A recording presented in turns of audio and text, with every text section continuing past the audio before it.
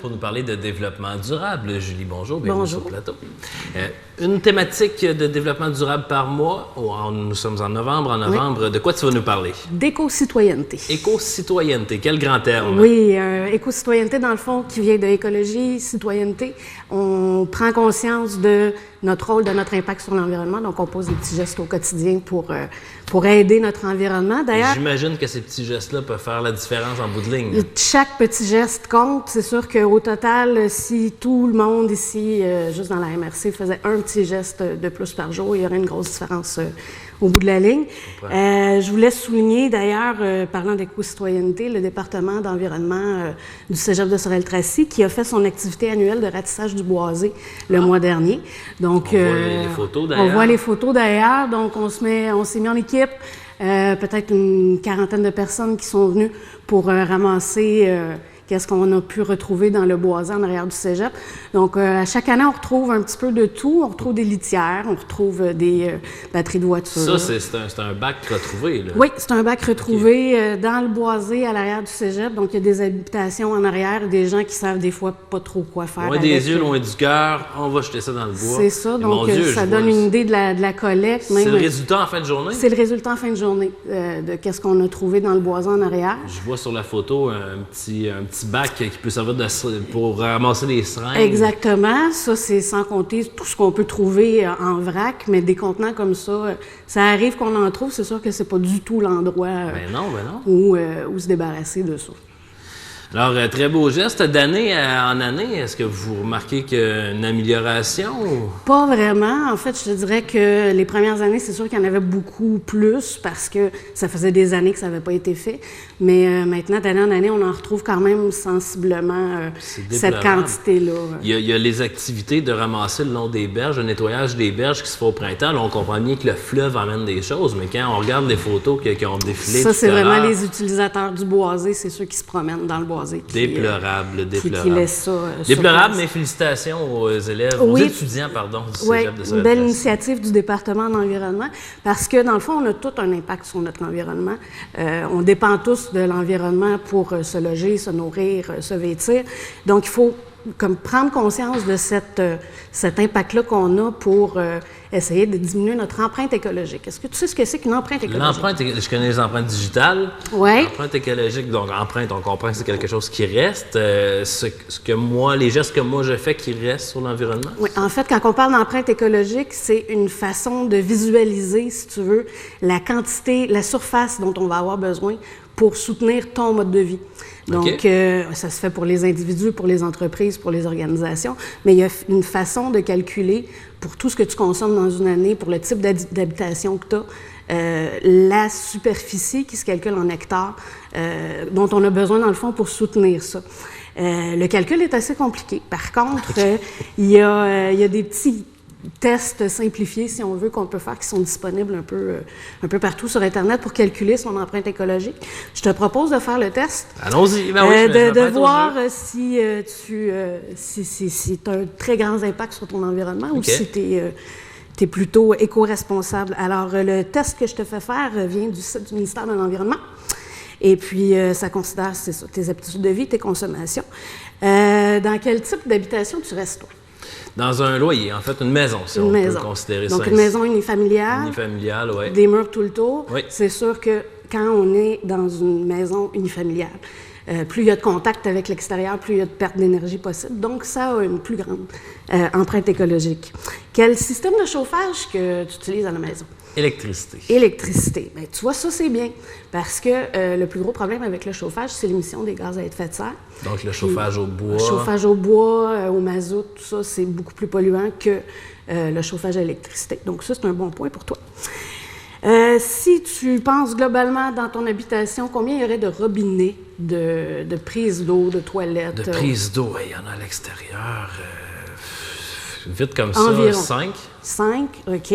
Donc, ça, c'est sûr que plus tu as de prises d'eau dans la maison, plus tu as d'appareils qui consomment de l'eau, plus grande empreinte écologique aussi. OK. Combien de fois par semaine tu manges de la viande ou du poisson?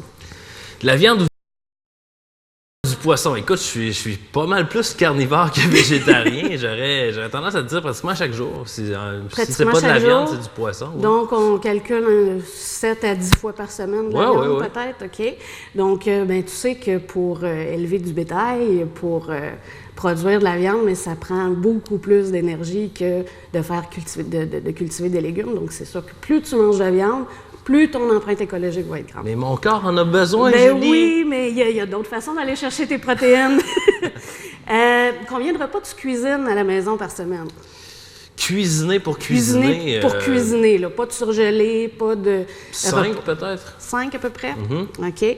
Donc, ça, c'est bien aussi parce que tout ce qui est préparé, surgelé, déjà préfait, c'est préparé en usine, donc ça demande encore une grande quantité d'énergie pour puis de transport et tous les produits qu'on rajoute là-dedans. Donc on est mieux de faire chauffer notre propre cuisinière que des machines industrielles qui emballent la viande. C'est mieux d'aller chercher tes produits locaux, d'aller chercher de producteurs locaux, des produits biologiques, des produits équitables, puis de cuisiner à la maison. Quitte à te faire des plus grandes portions puis pouvoir te traîner ça dans tes lunchs après. Oh, tu me fais réfléchir. J'aime ça. OK. Donc, au niveau du transport, quel genre de véhicule tu conduis? Moi, j'ai un VUS. Tu vas être fier de moi, là? Oui, j'ai pas besoin de te faire la morale là-dessus. Je pense que tu sais que, dans le fond, plus le moteur est gros, plus on consomme. Et est-ce que tu viens au travail en voiture à tous les jours? Non, c'est pratiquement... en voiture tous les jours, oui, tout à fait, Donc, pas de transport en commun Non, c'est ça. Ça, j'allais dire, le transport en commun ne m'est pas favorable, disons, pour venir travailler à ma TV. Ça, je peux comprendre. Par contre, il y aurait des solutions comme le covoiturage que tu pourrais mettre en place s'il y a d'autres gens de l'équipe qui restent pas loin de chez toi. Donc, c'est sûr que le véhicule, plus il y a de passagers à l'intérieur, on divise l'empreinte écologique du véhicule par le nombre de passagers. Au niveau des déchets, combien de sacs de poubelles tu mets au bord du chemin à chaque semaine? Oh mon Dieu, c'est difficile à calculer maintenant qu'on est dans des bacs.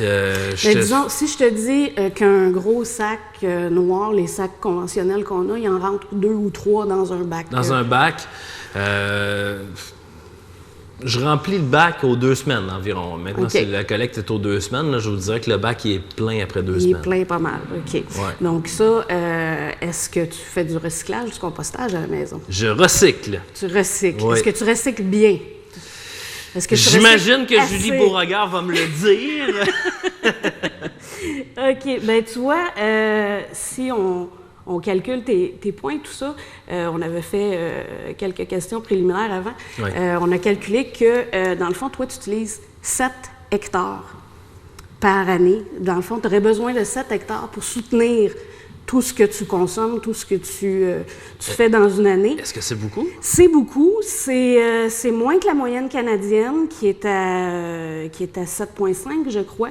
Mais, par contre, c'est 5 fois trop. Il y a place à l'amélioration, mon Stéphane? C'est 5 hectares de trop, parce que, dans le fond, si tout le monde faisait comme toi, on aurait besoin de 3,68 planètes pour pouvoir soutenir annuellement ton mode de vie. OK. Donc, puis ça, ce qui arrive, c'est que si notre empreinte écologique à tous, parce que là, toi, tu as ton empreinte, moi, j'ai la mienne, qui est un petit peu plus petite, parce que j'habite en appartement, puis que je conduis déjà un véhicule plus petit, j'utilise le transport en commun.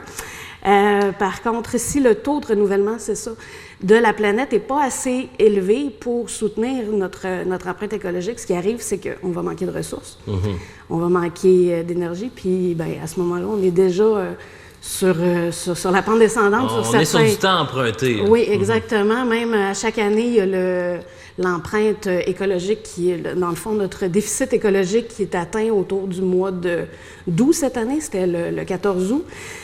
Il y a 10 ans, c'était au mois de septembre. Il y a 20 ans, c'était au mois d'octobre. Donc, d'année en année, on consomme de plus en plus vite les ressources de notre planète. OK, écoute, ça fait extrêmement réfléchir. Oui, puis c'est ça. Dans le fond, si tu veux aider la planète, diminuer ton empreinte écologique, ce que je te suggère, c'est d'appliquer le concept des 3 R. Les 3 R. Les 3 R. Donc, recycler, réutiliser. C'est presque ça. Il m'en manque un. Là. Le premier, c'est réduire. Réduire, Le premier, c'est réduire. Okay. Le plus important, c'est il réduire. est à l'écran. Oui. Le premier, c'est réduire. Donc, réduire la quantité qui est consommée. Faire une liste avant d'aller travailler, avant d'aller faire l'épicerie de ce que tu as besoin, pas se laisser tenter par les choses peut-être un petit peu plus colorées à l'épicerie qui peuvent faire que tu vas en consommer plus. Diminuer le suremballage, acheter des produits de meilleure qualité pour qu'ils durent plus longtemps, c'est aussi une façon de réduire. Parce que, bon, avec l'obsolescence programmée, là, c'est... Oui, il y a les magasins grande surface où on peut, par exemple, se procurer un téléviseur pas très cher. Des lecteurs DVD aussi, c'est la grande mode à moins de 15 $. Sauf qu'après 3 mois, ils ne fonctionnent plus. Exactement. Fait que tu en rajoutes un autre. Exactement. Puis dans les appareils électroniques, c'est la même chose. Quand le dernier modèle de iPhone sort, tout le monde veut avoir le dernier modèle. Qu'est-ce que tu fais avec ton vieux pendant ce temps-là? Le vieux, il est encore bon. Effectivement. Donc, ça fait partie de la réduction. Deuxième R, le réemploi, la réutilisation. Donc, c'est de se servir du même objet à plus qu'une reprise. Des pots, des contenants, par exemple, à l'épicerie que tu peux réutiliser après les avoir lavés, plutôt que d'arriver avec des contenants jetables, des verres jetables, de prendre des tasses réutilisables. Des tasses, comme la bonne vieille tasse Ma TV. Au moins, je donne l'exemple, Julie. Oui, bien, au moins, à TV. À TV. Et puis, donc ça, c'est pour le réemploi. Puis pour la récupération, en fait, normalement, le troisième R, c'est le recyclage. Oui. Mais le recyclage, ça se trouve à être de prendre la matière puis de l'amener... La retransformer. Fait qu'au niveau individuel, on ne peut pas faire ça. On peut participer à la collecte sélective, on peut rapporter nos objets, mais on ne pourra pas nous-mêmes vraiment faire du recyclage. Ça va être les entreprises ou les municipalités qui vont pouvoir faire ça. Par contre, pour aider les municipalités à faire ce recyclage-là, il faut savoir récupérer, il faut savoir placer les choses aux bons endroits, récupérer aux bons endroits. Donc, pour terminer, j'avais un petit jeu pour toi. Oui, OK, on va prendre le temps. Un petit 2 minutes, on est capable de faire ça en 2 minutes? Bien, certainement. OK. Alors, je te sors des objets. Oui. Et puis, tu me dis si ça va au recyclage ou si ça va... Ou à la poubelle. Ou à la poubelle. Super, je me prête au jeu encore une fois. D'accord. Allons-y. Alors, on part avec ce qu'on a tout le monde à la maison. Le Publisac. Ça, c'est du plastique. Oui. En dedans, c'est du papier. Yes. Et souvent, ben il y a des... pour faire du mal, j'en trouve pas un. Il y a des broches qui sont brochées. Moi, là, je prends ça, je mets ça directement au recyclage. C'est une erreur. Comment ça? C'est une erreur pour une seule raison. Oui. C'est correct, ton papier est recyclable, ton sac est recyclable. Par contre, si tu les laisses les deux ensemble, ils vont être obligés de les séparer au centre de tri, ce qui va faire perdre du temps et tout ça. Donc, c'est mieux de les séparer pour qu'on puisse... Donc, pour aider les gens à la récupération, c'est ça. Et pour être sûr que les deux soient... au recyclage, puis on met ça au recyclage comme ça. OK. Tu veux garder le sac de plastique, s'il te plaît? Oui. Parce que... c'est de la gymnastique, ça. Les sacs de plastique. Qu'est-ce qu'on fait avec les sacs de plastique? Moi, je mets ça dans le fond de mes poubelles. Oui. Est-ce que tu sais que c'est recyclable? Non, moi, je mettais ça à la poubelle, dans le fond. Là. Dans le fond, tes sacs de plastique sont recyclables pour aider toujours les gens au centre de tri. Ce que tu fais, c'est que tu les ramasses tout ensemble et tu vas les mettre dans un sac. Tu vas te faire un sac de sacs, dans le fond, pour que ça soit plus facile à trier. Bonne idée. Encore au centre de tri. Ceci. OK, là, tu as un portrait type d'un sac qui est en papier, mais en dedans, c'est en aluminium. Oui. Je ne sais pas quoi faire avec ça, Julie. Tu sais pas quoi faire avec ça? Non.